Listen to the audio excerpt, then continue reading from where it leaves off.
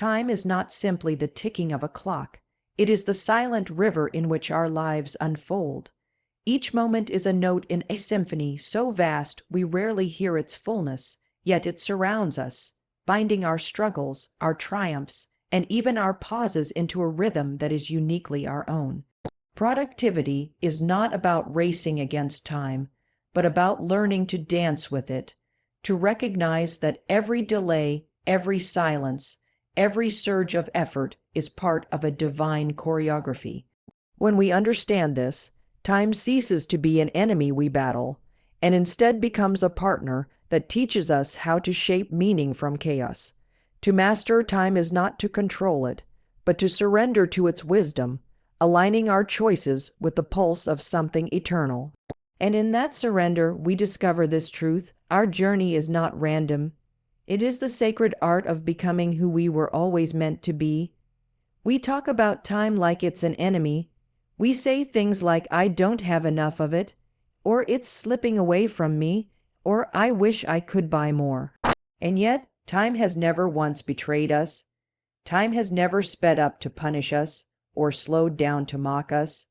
Time simply moves, patiently, constantly, without judgment. The truth is, time is not a foe to conquer. It's a sacred companion walking alongside us from the very first breath to the very last. Think about that for a moment. Every single morning when you open your eyes, time is there, steady, waiting, offering you another day, another chance, another blank page to write upon. It never demands, never negotiates, never complains. It simply gives, and the question is never, "Do I have enough time?" The question is always, "How will I meet it?" We live in a culture obsessed with speed, fast success, quick results, instant gratification. But time doesn't rush. It moves at its own pace, steady and unhurried. And when we learn to walk with it instead of fighting against it, something profound happens. Productivity shifts from a desperate attempt to control every second into a meaningful partnership with something bigger than us. I want you to imagine time not as a ticking clock, but as a river. You don't force a river to flow. You don't stand in its way and try to redirect it with your bare hands. You learn to step into its current, to let it carry you while you steer your direction. Some days that river is calm and smooth, and everything feels effortless. Other days it's turbulent, unpredictable, and you feel like you're barely staying afloat. But either way, the river keeps flowing. It never stops, and that's the gift, because no matter what storm you're in, tomorrow's current will come. A new chance will arrive. Time doesn't abandon you. It carries you. The problem is, most of us treat time like a thief. We say, "I lost time," or "time got away from me." But you don't lose time. You lose presence. You lose focus. Time didn't run away. It was there all along. You just weren't in step with it. And when we stop treating time like something to be captured and start treating it like a companion to walk with, productivity begins to feel less like a battlefield and more like a conversation. And here's where the magic really lies. When you start to see time as a companion, you also begin to see the beauty in its boundaries. You realize that because time is finite, it asks you to choose. It asks you to prioritize. It asks you to strip away what doesn't matter so you can hold close what truly does. That's not a punishment. It's wisdom. It's guidance. Without limits, we'd wander aimlessly. But with limits, we're given the gift of focus. Let me ask you this. How many of you have ever sat at the end of a day and thought, "I was busy, but I didn't do anything that mattered"? That feeling, that gnawing sense of having been consumed but not fulfilled, isn't because you lacked time. It's because you didn't walk with it.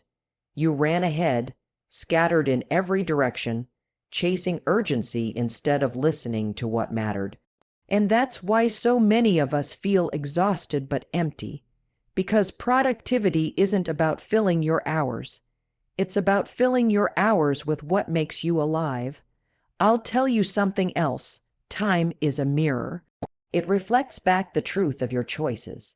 If you want to know what you value, look at where your time goes. Not your intentions, not your wishes, not your excuses. Your time. Because where your time flows, your life grows. If you spend it on distractions, distraction multiplies. If you spend it on purpose, purpose expands. The river reflects your direction, always. So the invitation here isn't to master time by controlling it. That's impossible. The invitation is to master yourself in relation to time, to walk beside it, to honor it as the companion it has always been, because when you do, you stop asking, "How do I find more hours?" and you start asking, "How do I live more fully in the hours I already have?" That's where true productivity begins, not in the rush, not in the hustle, but in the alignment between your choices and the sacred rhythm of time itself. And when you finally learn to walk with time instead of against it, you realize something extraordinary. Time was never taking anything from you. It was always giving you the greatest gift imaginable, the chance, moment by moment, to become who you were meant to be. So I leave you with this: time is not slipping away. It is standing right beside you, waiting for you to notice. We've been taught to glorify movement, to keep going, to hustle harder, to never stop. Somewhere along the way, we started to believe that if we're not in constant motion, we're falling behind. But here's the truth: productivity is not born from endless effort. It's born from rhythm, and rhythm, by definition, requires both sound and silence, both motion and pause. Think about music for a second. Imagine a song with no rests, no spaces between the notes, just one long, endless sound. Would it move you? Would it inspire you? Of course not. Music only comes alive because of the pauses, the moments of stillness that give shape to the sound. The same is true of life. The same is true of productivity. Effort alone cannot sustain us. It's the dance between effort and stillness that creates the symphony of a meaningful, productive life. And yet, we resist stillness. We treat it as weakness, laziness, or wasted time. We feel guilty for resting. We apologize for slowing down. But the irony is that the very moments we avoid, the silence, the pause, the rest, are the ones that renew us. They are the soil where clarity grows. They are the space where new ideas are born. Think of your own life. How many of your most important realizations happened not in the rush of a task, but in the quiet afterward, that breakthrough thought that arrived in the shower, the solution that came while you were out on a walk, the clarity that hit you when you finally turned off the noise and sat in stillness? That is not coincidence. That is rhythm.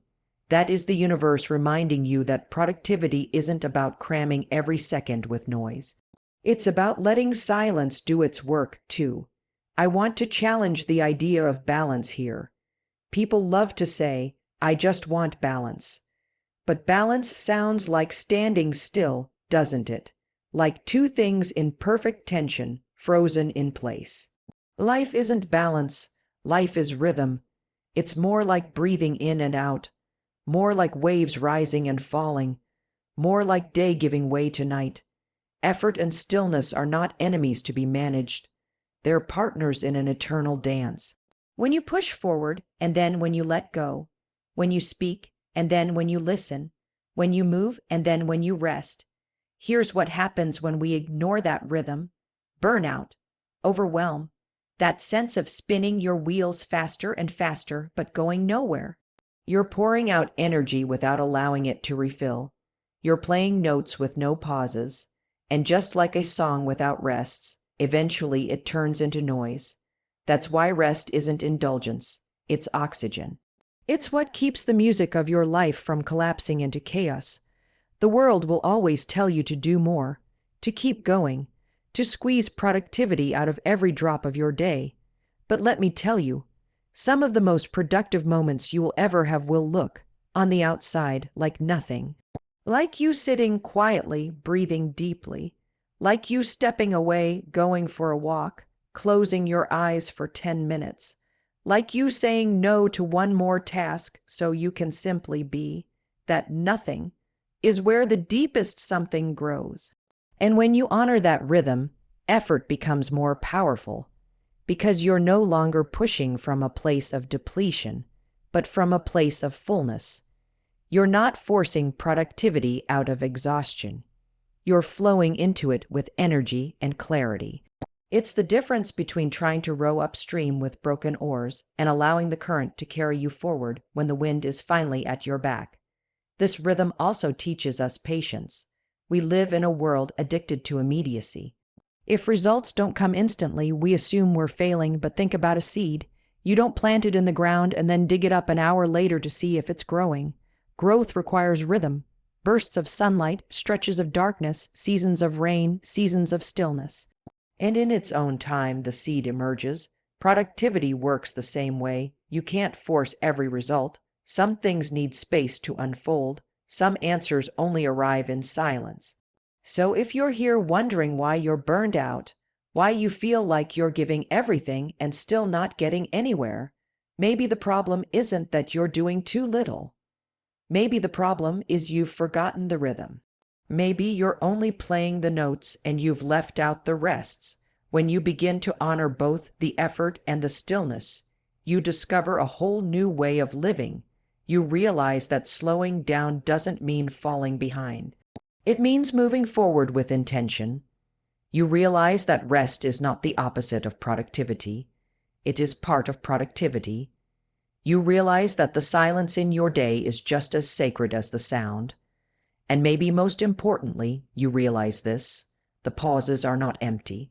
They are full of wisdom, full of renewal, full of life reminding you that you are not a machine. You are part of a rhythm as old as the stars. So remember this: productivity is not about how much you can push, but how deeply you can listen to the rhythm of your own becoming. We live in a world that measures productivity by volume. How many emails did you send? How many meetings did you attend? How many tasks did you check off? We've been conditioned to believe that more equals better, that the busier we are, the more valuable we must be. But let me ask you, have you ever reached the end of an exhausting day after doing 100 things and still felt strangely hollow? That's because productivity is not about accumulation. It's about alignment. You see, it doesn't matter how much you do if what you're doing doesn't matter. Activity does not equal meaning. Busyness is not the same as progress.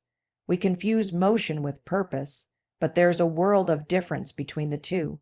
A hamster on a wheel is moving constantly, but it's not going anywhere. And far too often, our days can feel like that, an endless loop of motion without momentum. Alignment changes everything. Alignment is asking yourself, does this task, this effort, this choice move me closer to who I want to become? If the answer is yes, then even one step feels fulfilling. If the answer is no, then 1,000 steps will still leave you empty. That's the truth most of us don't want to face, because it's easier to stay busy than it is to get honest. It's easier to keep doing everything than it is to pause and admit that some of the things we're doing don't belong in our lives at all. Think about it. How much of what fills your calendar, your inbox, your day was actually chosen by you, and how much of it was just inherited? Expectations, obligations, old habits, patterns that no longer serve you, but you keep doing them because you always have. The problem is, when your time is filled with what doesn't matter, you have no room left for what does. It's like trying to collect every single seashell on the beach. You'll exhaust yourself bending down, grabbing handfuls, your arms overflowing. But when you look closely, most of what you've collected is broken, cracked, or meaningless to you. Alignment is the courage to put down the handfuls and choose 1 or 2 shells that are beautiful, whole, and worth carrying. And here's the paradox: when you live in alignment, you actually get more done. Not because you're cramming more into your day, but because every action is infused with clarity and purpose. Suddenly, the energy you were wasting on things that drained you is freed up for things that fuel you. You're no longer scattering yourself in 100 directions. You're moving with focus in one. That's when productivity becomes powerful. Not when you're doing it all, but when you're doing the right things for the right reasons at the right time. But let's be honest, alignment requires saying no, and saying no is uncomfortable. It means disappointing people. It means resisting the cultural addiction to more. It means standing in the silence of an uncluttered calendar and trusting that less can actually be enough. That's not easy, but I'll tell you what's harder. Living a life so full of other people's priorities that you never make room for your own. Alignment isn't about being selfish. It's about being intentional. It's about realizing that your time is your life. Every yes you give is a piece of your life you'll never get back. So the question becomes, who or what are you willing to give your life to? This is where alignment becomes sacred. Because when you strip away the noise, when you stop accumulating for the sake of appearing busy, you start to recognize what truly matters. Maybe it's building something that outlives you. Maybe it's nurturing the relationships that hold you up. Maybe it's your health, your faith, your art, your calling. Whatever it is, those things deserve your time, and the moment you give yourself permission to align with them, your productivity transforms. Every action becomes an offering. Every effort becomes a step forward in the direction of your soul. I know the temptation is to think, but I don't have the luxury to choose. I get that. Life comes with obligations, jobs, bills, responsibilities. But alignment doesn't mean abandoning responsibility. It means approaching responsibility with clarity. Even in the things you must do, you can find meaning when you know why you're doing them and how they fit into the larger arc of your life. Alignment isn't about perfection, it's about direction, and even small shifts in direction, made consistently, lead to entirely different destinations. So let me leave you with this. You don't need more hours in the day. You don't need to cram your calendar fuller. What you need is alignment, because when you align your actions with your values, your energy with your purpose, and your time with your truth, productivity stops being a burden. It becomes the art of living, and that's when you realize doing more was never the goal. Doing what matters is. We don't like limits. We fight against them. We complain about not having enough time, not having enough resources, not having enough energy. We tell ourselves, if only I had more, then I could finally do what I'm meant to do. But let's be honest, when was the last time more actually solved the problem? More time, more money, more opportunities. They don't guarantee clarity. They don't guarantee purpose. In fact, sometimes they leave us more scattered than before. Here's the paradox. Limits are not barriers to our productivity.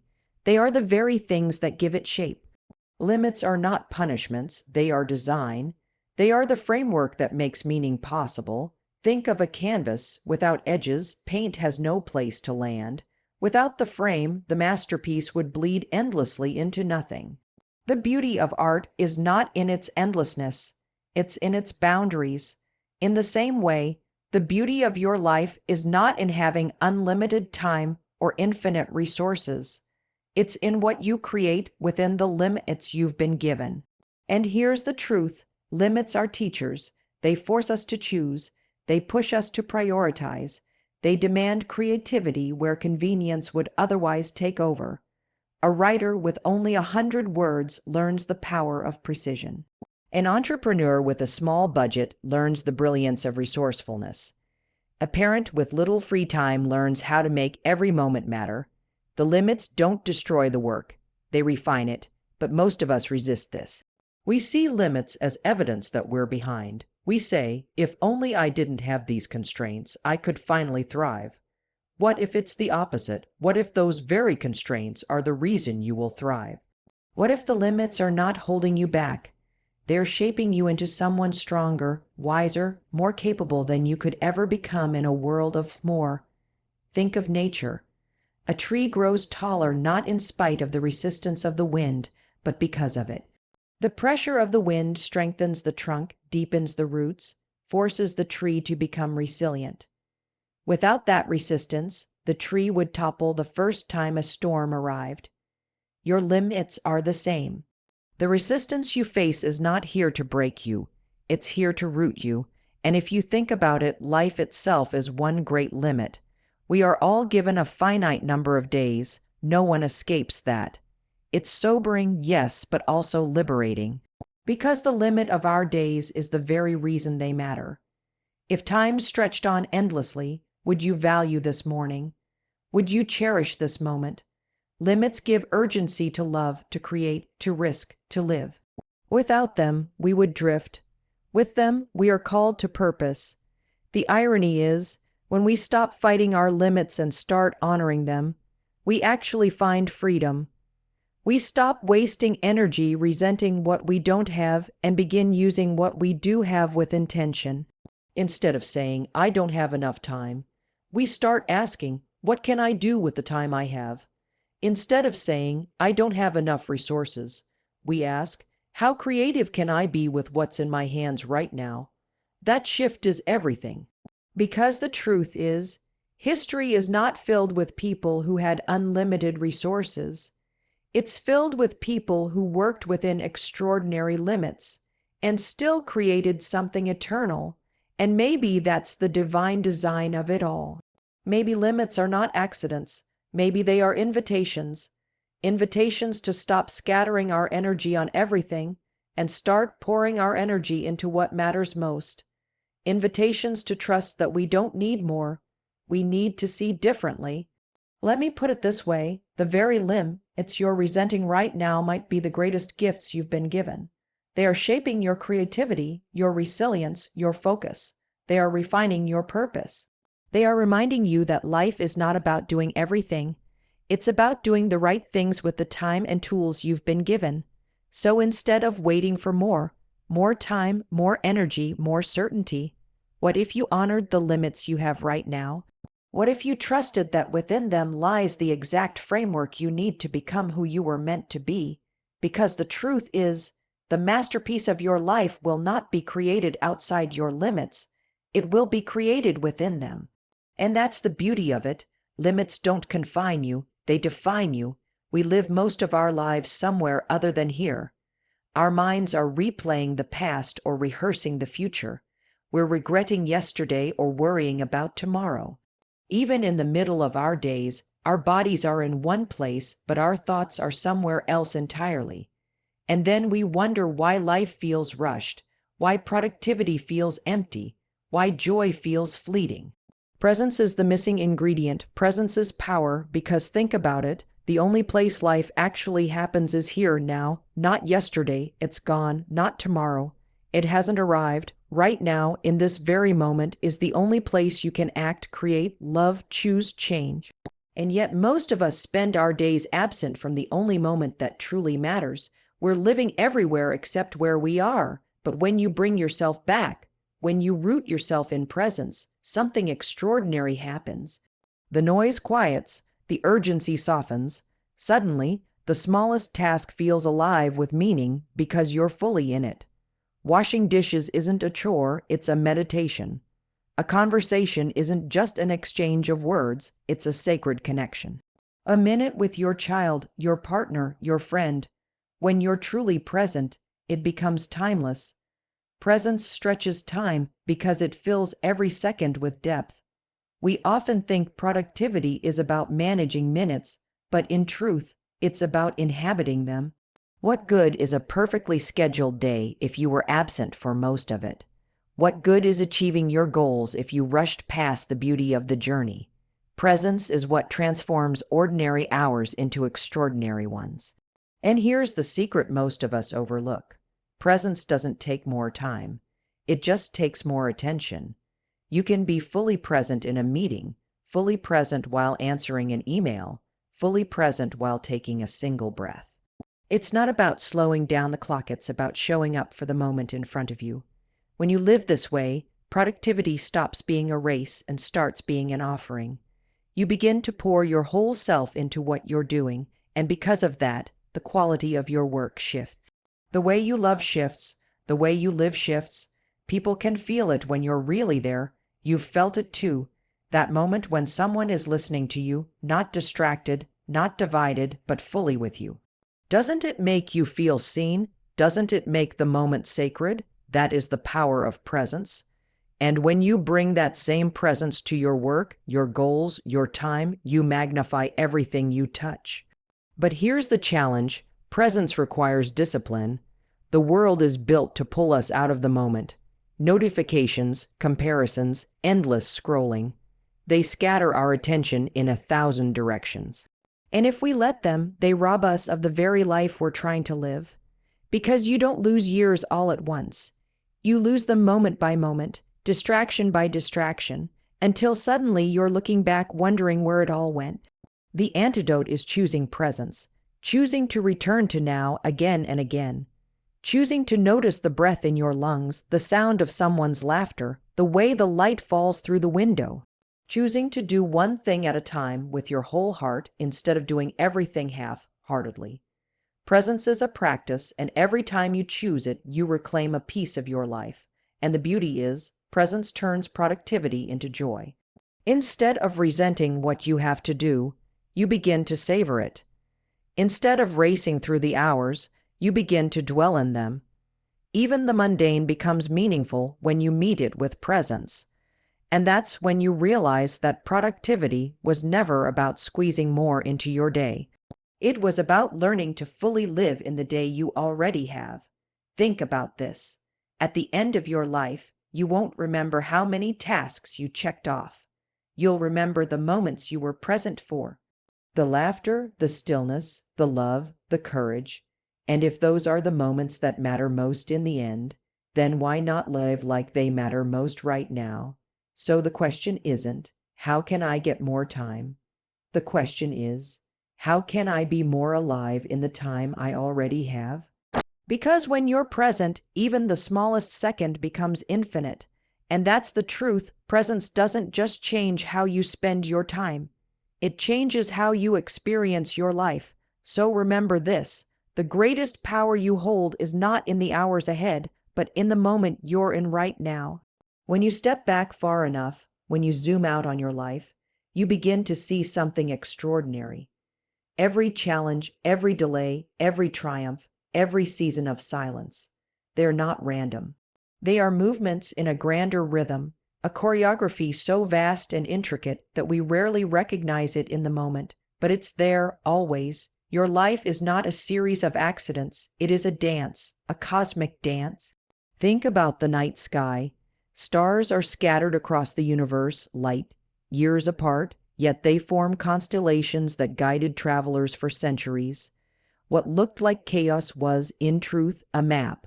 The same is true for you. What feels like random twists and turns, setbacks and breakthroughs, when you step back, it forms a pattern, a constellation of choices and moments that, together, tell the story of your becoming. The challenge is, we rarely see the pattern while we're in it. We see only the mess, the waiting, the frustration. But even in those moments, life is moving with you. The silence is as much a part of the dance as the crescendo. The pauses, the pivots, the unexpected turns, they're all woven into the choreography. When you stop fighting the uncertainty and begin to trust the rhythm, you discover that even the detours are part of the path. And here's the beautiful part. In this cosmic dance, you're not just being moved. You're also moving. You're both dancer and dance. Your choices matter. Your presence matters. The way you spend your time, the way you align your actions with your truth, the way you honor your limits and rhythms, it all contributes to the music of your life. This is why productivity, real productivity, is so much more than checking boxes. It's sacred. It's not about doing more, it's about becoming more. It's about realizing that every decision, every moment of focus, every act of love and courage is a step in a dance that echoes beyond you. Your productivity is not just about efficiency, it's about contribution. It's about how your unique rhythm adds to the greater symphony of existence. And yes, that might sound lofty, but think about it. Haven't there been moments in your life when you felt it? When time seemed to expand, when you knew deep down that you were exactly where you were supposed to be, doing exactly what you were meant to do? That wasn't coincidence. That was alignment with the larger dance. That was you catching a glimpse of the choreography. We spend so much of our lives thinking we're small, that our days don't matter, that we're just trying to get by. But I want you to see it differently. You are not separate from the flow of this universe. You are woven into it. Every action, every choice, every breath is part of a larger unfolding. And when you live with that awareness, time management stops being a burden. It becomes an art. It becomes your way of honoring the dance you're already a part of. So maybe the question is not, how do I master time? Maybe the deeper question is, how do I move with time in a way that honors the masterpiece being created through me? Because when you see your life this way, productivity becomes poetry. Every task, no matter how small, becomes a brushstroke on the canvas of your destiny. And here's the most liberating truth. You don't have to see the whole picture right now. You don't have to know every step of the dance. You just have to keep moving with intention, keep showing up with presence, keep trusting that even in the silence, even in the struggle, the rhythm is carrying you. And when you do, one day you'll look back and the pattern will be undeniable. What felt like chaos will reveal itself as choreography. So as we close, I want you to carry this with you. You are not lost. You are not behind. You are not wasting time. You are part of something vast, timeless, and beautiful. Every choice you make, every moment you live fully, every time you align with what matters, you are stepping into the cosmic dance of your own becoming. And maybe, just maybe, that's the art of productivity. Not squeezing more into your days, but realizing that your days are already sacred. Because in the end, your life is not a race against time. It is a dance with eternity,